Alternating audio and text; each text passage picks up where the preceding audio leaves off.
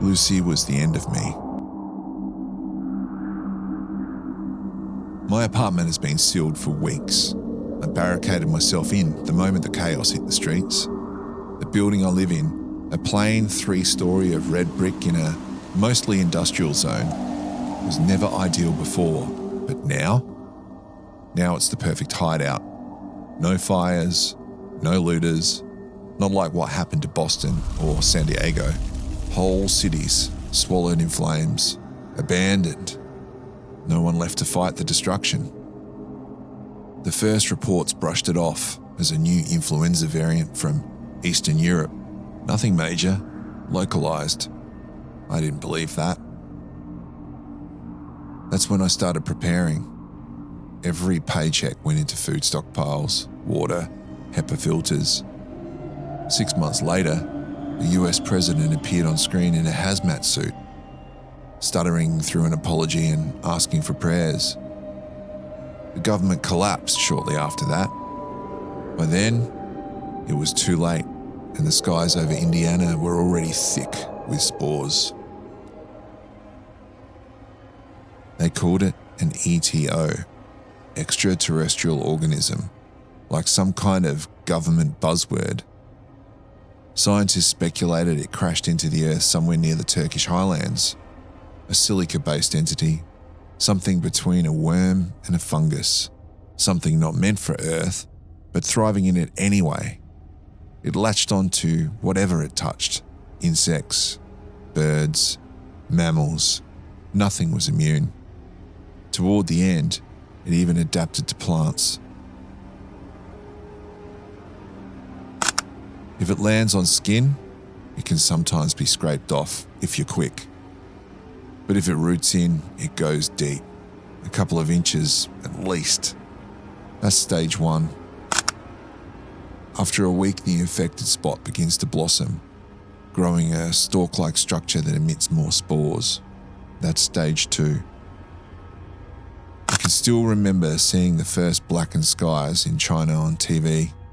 Soldiers torching animals, entire villages burned. If inhaled, the spores settle in the lungs. The infection spreads fast. Victims start coughing up clouds of black mist, tiny infectious storms. That's stage 3. And finally, stage 4. The body collapses somewhere dark and quiet, like it's seeking soil. Worm-like growths sprout from every opening, and what's left is a host turned into a living planter. I kept this place airtight for weeks. Heard my upstairs neighbour coughing himself to death, one breath at a time. Watched the power flicker out and the birds drop from the sky, twitching in gutters. I reinforced the window sills. I watched from my 3rd-story window as the man who used to sleep in the alley became a mushroomed husk, black stalks reaching from his mouth.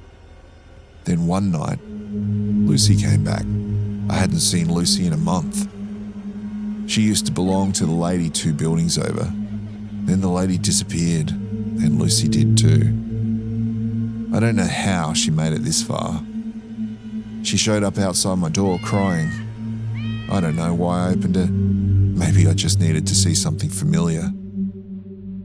Maybe I was lonely. She meowed once. She scratched once, and I let her in. She sneezed not long after that. That's all it took. She's been lying there for 2 days now. Her tiny ribcage still rises and falls, though her heart stopped a long time ago. Her lungs are wrapped in root-like fibres that move for her, pushing out small clouds of black dust into the air.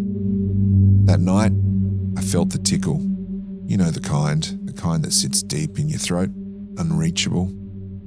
And then, I cough so hard I can see stars. When it finally stops, I feel something slide over my lip. In the mirror, I see it. Black, thin, alive. A tendril snaking from my mouth down my throat. I've tried to remove it. I bite down. My lungs seize, crushing inwards. I find the strength to pull. 2 feet of it, slick and red streaked, it comes free. A chunk of lung comes with it.